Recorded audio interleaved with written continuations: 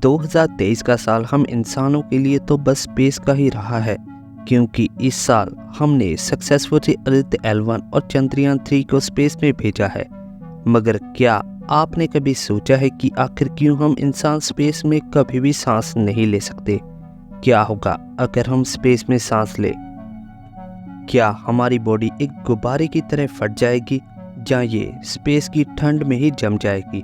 और आज हम ये भी जानेंगे कि किन उन महान शहीद जानवरों के बारे में जिनकी कुर्बानियों की वजह से ही हमारे साइंटिस्ट स्पेस में बॉडी पर पड़ने वाले प्रभावों को जान पाए हैं। इसकी शुरुआत होती है 18 जून 1948 को, जब वर्ल्ड वॉर को ख़त्म हुए कुछ ही साल हुए थे। तब पहली बार किसी जानवर को स्पेस में भेजने की तैयारी की जा रही थी। उस समय हमारे साइंटिस्ट के पास इतनी एडवांस टेक्नोलॉजी के इक्विपमेंट नहीं थे जो आज हम स्पेस में जाने के लिए यूज़ करते हैं। जून 18, 1948 को दुनिया के पहले मंकी को स्पेस में भेजा गया। ये वो समय था जब हम ह्यूमन हिस्ट्री का इतिहास बदलने वाले थे। जून 18, 1948 को अल्बर्ट वन रॉकेट के जरिए पहले मंकी को स्पेस में भेजने की तैयारी की जा रही थी। जब यह रॉकेट उड़ा तो ये 63 किलोमीटर तक अर्थ की ऑर्बिट में उड़ा। वहां तक पहुंचते पहुंचने अल्बर्ट वन फ्लाइट में होने वाले तनाव की वजह से ही वो मंकी मारा गया। ये तभी हो गया था जब स्पेस कैप्सूल को लॉन्च किया गया था। इसके बाद जून 14, 1949 को अल्बर्ट 2 को लॉन्च किया गया, जिसमें कि एक मेल मंकी जो कि मकैक प्रजाति का मंकी था, इस फर्स्ट मैमल को स्पेस में भेजने की तैयारी की जा रही थी। रॉकेट लॉन्च होने के बाद ये 134 किलोमीटर ऊपर तक पहुंचा और जब ये नीचे आ रहा था तब कैप्सूल का पैराशूट ना खुलने की वजह से वो कैप्सूल हाई स्पीड से धरती पर गिर गया, जिस कारण उसकी मौत हो गई। इस तरह इसी की तर्ज पर अल्बर्ट 2 और 4 को भी लॉन्च किया गया, पर उनकी भी मौत हो गई किसी न किसी हादसे की वजह से। आखिर ऐसा क्या हुआ और कैसे हमारे द्वारा इतने प्रयासों के बाद भी लगातार हमारी वजह से इतने जानवर मारे गए? दरअसल उस समय जो हमारे पास जो रॉकेट थे वो उतने एडवांस नहीं थे जो स्पेस में भी टिक पाए। 3 नवंबर 1957 को मॉस्को की गलियों से साइंटिस्ट ने एक आवारा कुत्ते को लिया। उस समय ऐसे बहुत सारे एक्सपेरिमेंट किए जा रहे थे जानवरों पर। इस डॉग के सोवियत यूनियन के साइंटिस्ट के द्वारा एक खास काम के लिए इसको चुना गया था। उनके द्वारा इसका नाम लाइका रखा गया। साइंटिस्ट के द्वारा इसको स्पेस में भेजने की तैयारी की जा रही थी। उनके द्वारा इसको स्पेस में भेजने के लिए कई तरह के एक्सपेरिमेंट भी किए गए, जिसमें कि वो सफल भी रही। कई एक्सपेरिमेंट और तैयारी करवाने के बाद अब ये स्पेस में जाने के लिए तैयार थी। जब रॉकेट का लॉन्च किया गया उसके बाद लाइका पहली ऐसी डॉग बन गई जो स्पेस में गई। मगर ये खुशी कुछ ही समय की थी, क्योंकि सभी जानते थे कि जिस दिन उसे रॉकेट में स्पेस में भेजा जाना था वो उसका आखिरी दिन था। और वो यह भी जानते थे कि इस मिशन के बाद लाइका शायद ना बच पाए और वो कभी भी धरती पर नहीं आ सकती। मगर जब रॉकेट को लॉन्च किया गया तब साइंटिस्ट ने ये महसूस किया कि लाइका के दिल की धड़कनें बढ़ गई थी। इसका मतलब यह था कि वो उस डर को महसूस कर रही थी। स्पेस में भेजने के बाद ही स्पेस में लाइका की मौत हो गई थी। कुछ साइंटिस्ट कहते हैं कि शायद ऐसा कैप्सूल में ऑक्सीजन कम होने की वजह से हुआ होगा। मगर इंजीनियर्स का कहना है कि इस कैप्सूल में 7 दिन का खाना और ऑक्सीजन थी। लाइका की मौत के बाद उसकी याद में मॉस्को की सड़क पर उसका एक स्टैचू भी लगाया गया, जो हमें उसके बलिदान की याद दिलाता रहेगा। लाइका की मौत के बाद और भी कई तरह के जीवों को स्पेस में भेजा गया, जिसमें मेंढक, कैट्स, चींटियाँ और चिंपैंजी तक शामिल थे। मगर 2007 में रशियन साइंटिस्ट ने एक अनोखा एक्सपेरिमेंट किया। उन्होंने कॉकरोचेस को, जिसका उनके द्वारा होप नाम रखा गया था, उसको स्पेस में ले गए। उन्होंने देखा कि कॉकरोचेस काफ़ी एक्सट्रीम कंडीशन में भी ज़िंदा रह सकते हैं।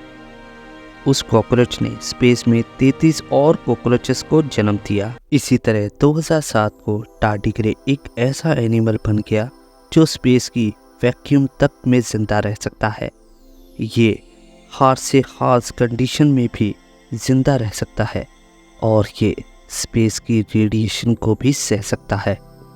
इस तरह हमारे साइंटिस्ट के द्वारा जानवरों के ऊपर स्पेस में कई एक्सपेरिमेंट किए गए, जिसमें कि वो ये जान पाए कि स्पेस में किन वजहों से हम स्पेस में विदाउट सूट सांस नहीं ले सकते।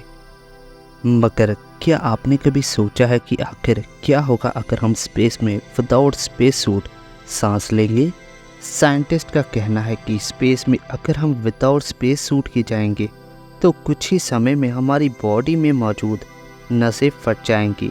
स्पेस में मरने की कंडीशन कुछ उसी तरह की होगी जैसे हमारी अर्थ पर पानी के अंदर मौजूद होती है, और ऑक्सीजन की कमी एक बहुत बड़ी बात है स्पेस में, क्योंकि हमें पता ही है कि हमारी अर्थ पर ऑक्सीजन लेवल हमारे लिए नॉर्मल है, जहां हम आराम से अर्थ की एनवायरनमेंट में सांस ले सकते हैं। मगर स्पेस में 9 से 12 सेकंड तक तो ठीक रहेगा, मगर इसके बाद हमारे लिए मुश्किलें बढ़नी शुरू हो जाएंगी, क्योंकि स्पेस एक वैक्यूम चैम्बर की तरह है जो हमारी बॉडी पर दबाव बनाता है, और यह दबाव हमारी बॉडी को फटा सकता है। इस कारण साइंटिस्ट स्पेस में स्पेस सूट का इस्तेमाल करते हैं। यह सूट काफ़ी महंगे होते हैं, मगर क्या आपको मालूम है कि दुनिया का पहला स्पेस सूट 1930 को बनाया गया था, जो फुल प्रेशराइज्ड सूट था, जिसका कि इस्तेमाल उस समय हाई एल्टीट्यूड वाली जगहों पर जाने के लिए डिज़ाइन किया गया था। और इसी तरह नासा के द्वारा भी पहला स्पेस सूट मरकरी से बनाया गया था, पर यह सूट केवल एस्ट्रोनॉट्स को स्पेसक्राफ्ट के अंदर ही वार्न कर सकता था। पर आज नासा के द्वारा जो स्पेस सूट तैयार किए जाते हैं उनमें कई तरह के फीचर होते हैं जो इसको काफ़ी हाईटेक बना देते हैं। पहले जो नासा के द्वारा जो स्पेस सूट एस्ट्रोनॉट्स के लिए तैयार किए जाते थे वो काफ़ी हैवी होते थे। हमारी अर्थ पर इनका वजन 82 किलो तक हो सकता है, जिसमें एक बैकपैक भी शामिल होता है। मगर जहाँ पर ग्रेविटी लो होती है जैसे मून पर, वहाँ पर इसका वेट कम हो जाता है और ये केवल 14 केजी तक ही रह जाता है।